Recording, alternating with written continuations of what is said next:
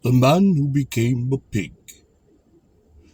Kim Yu was the son of a country magistrate who graduated with literary honors in 1596.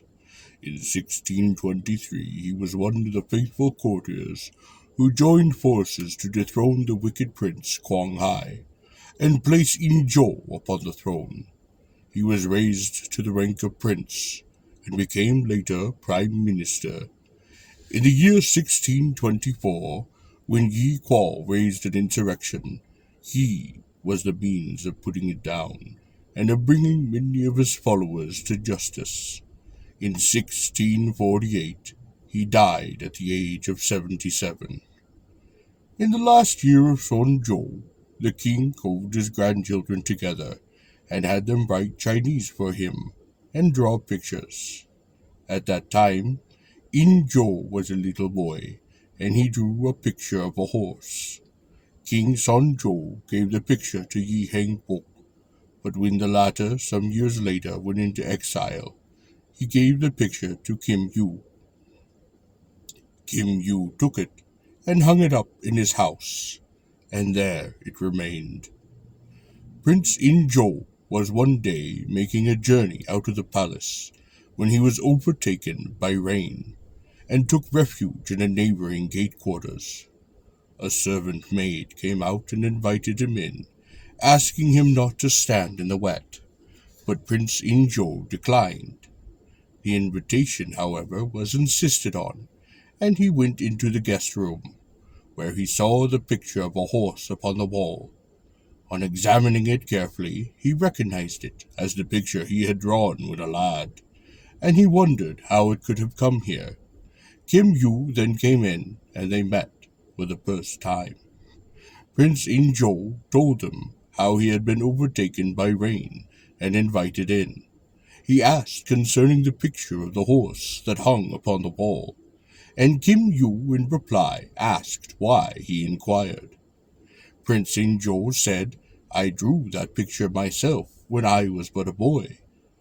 Just as they spoke together, a rich table of food was brought in from the inner quarters. Kim Yu, not knowing yet who his guest was, looked with wonder at this surprise, and after Prince In Zhou had gone, he inquired of his wife why she had sent such a delicious fare in to a simple stranger. The wife replied, "In a dream last night, I saw the king come and stand in front of our house.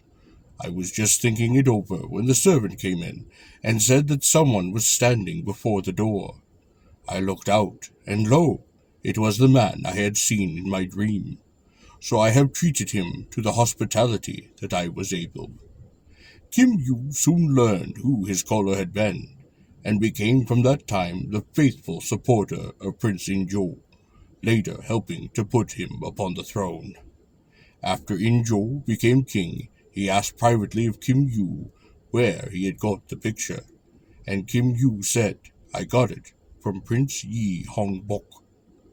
Kim Yu then called Yi's son and inquired him of how his father had got it. The son then said, "In the last year of King Son Yo, he called my father along with all of his grandchildren, and showed him the writings and drawings of the young princes. My father looked at them with interest, but the king gave him only one as a keepsake, namely, the drawing of the horse. In the picture, there was a willow tree and a horse tied to it.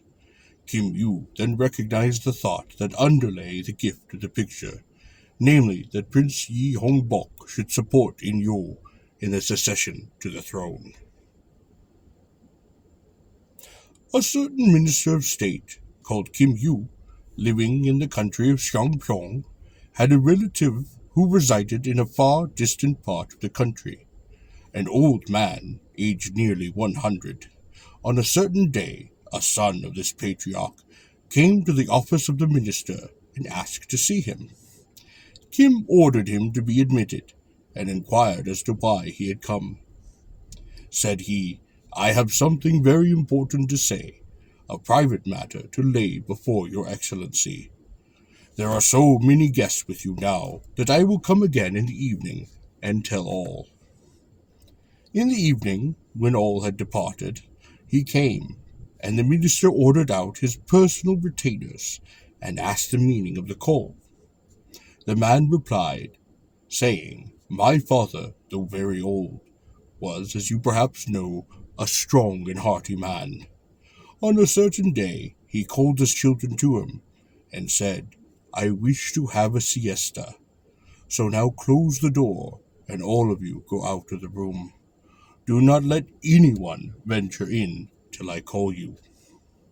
We children agreed, of course, and did so, till late at night there was neither call nor command to open the door, so that we did become to be very anxious.